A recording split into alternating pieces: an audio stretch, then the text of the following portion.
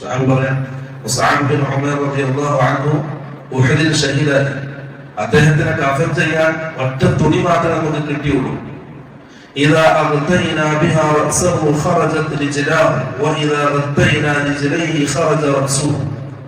നമ്മൾ ആ തുണി കൊണ്ട് തലഭാഗം മറച്ചാൽ കാല് പുറത്താണ്, കാൽഭാഗം മറച്ചാൽ തല പുറത്താണ്. അത്രയും ചെറിയൊരു തുണി മാത്രമേ കിട്ടിയിട്ടുള്ളൂ. മുസ്അബ് ബിൻ ഉമൈർ അദ്ദേഹം മക്കയിൽ ജീവിച്ചൊരു രംഗമുണ്ട്. മക്കയിൽ അദ്ദേഹം എല്ലാ സുഖലോലുപതയിലും എല്ലാ ആഡംബരത്തിലും ജീവിച്ച സഹാബി. മുസ്ലിമായി ഉമ്മ വീട്ടിൽ നിന്ന് പുറത്താക്കി. ഉമ്മ പറഞ്ഞു, നീ തിരിച്ചു വരുന്നത് ഞാൻ വെള്ളം പോലെ ഉറക്കൂല.